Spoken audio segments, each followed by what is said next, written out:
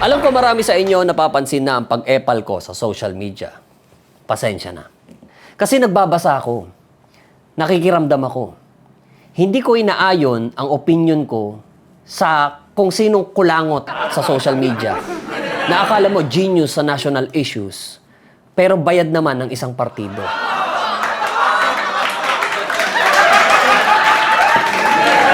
Yak. Kasi ang lakas ng analysis. Tapos pag binuksan mo ang profile, 18 friends. Lives in sa puso mo. Works at Krusty Krab. So, tusukin natin ang importanteng tanong. Paano ba mawawala ang kahirapan sa Pilipinas? At huwag niyo akong bigyan ng sagot na ayuda.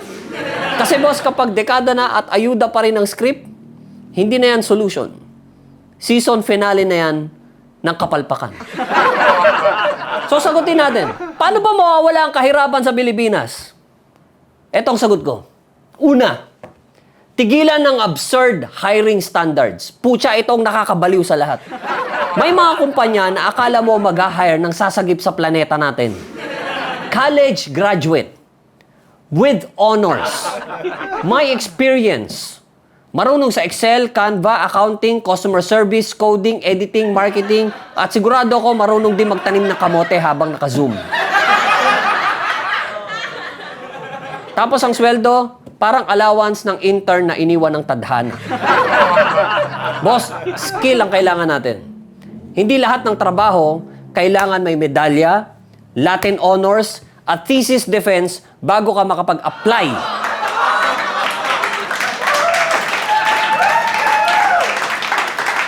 Minsan ang kailangan lang ng kumpanya ay mga taong marunong, masipag, at kayang turuan. Hindi yung entry level, pero ang requirements pang final boss. Pangalawa, pandirihan ang political dynasty at mga korap.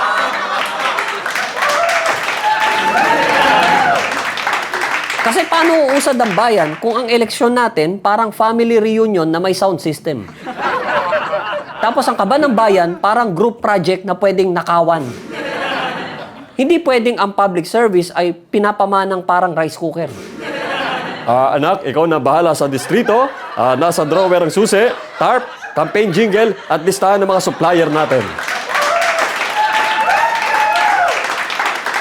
At yung mga korap, ito sa imagination ko lang ipatapon sila sa malayong isla na napapaligiran ng mga pating. Tapos may isang poso lang. Mabait pa ako binigyan ko sila ng isang poso. Doon sila uminom. Doon sila maglaba. Doon sila magmuni-muni kung bakit hindi pala masarap mabuhay sa sistemang pinabayaan mo. Walang aircon, walang ribbon cutting, walang SOP, walang for reimbursement, poso lang at consequences. Kasi sa totoo lang, kapag iisang apelyido na lang ang umiikot at iisang klase ng kapal ng mukha lang ang namamayani, ang demokrasya nagiging installment plan at ang bayan laging hulugan sa paghihirap.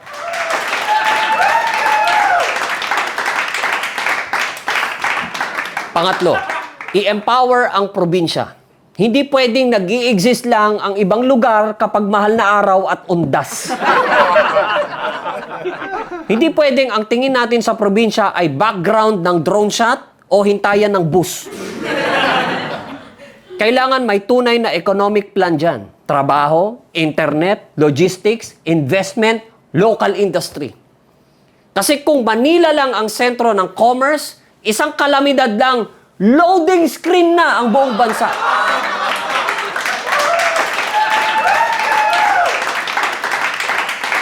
Pang-apat, itaas ang industriya ng fishery, farming at agriculture. Hindi pwedeng ang tingin natin sa magsasaka at mangingisda ay extra lang sa pelikula ng kahirapan. Boss, sila ang nagpapakain sa bayan. Pero kung tratuhin natin sila na parang mabababang uri sila ng manggagawa, huwag tayong magtaka kung bakit ang mahal ng pagkain pero ang liit ng kita nila. Ang dagat at lupa natin, hindi dekorasyon. Yan ang isa sa pinakamalaking kayamanan ng Pilipinas. At ito ang real talk. Hindi mawawala ang kahirapan sa payout, pa-picture at paawa. Mawawala ang kahirapan kapag may trabaho, disenteng sweldo, regional development, at ekonomiyang hindi lang umiikot sa iisang lungsod at iilang apelyido.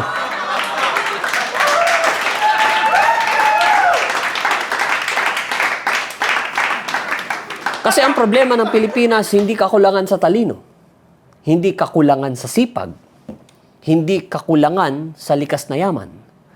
Ang kulang ay sistemang marunong magbigay ng totoong pagkakataon sa tao. Kaya oo, marami pa akong gustong sabihin tungkol dito.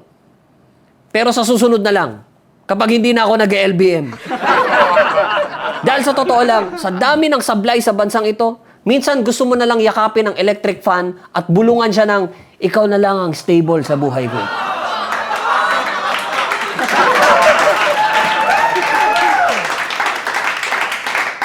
Ako si Jack Logan at ito ang Jack Logan Real Talks.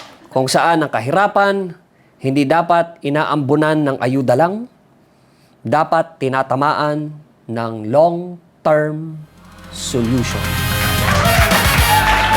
See you later.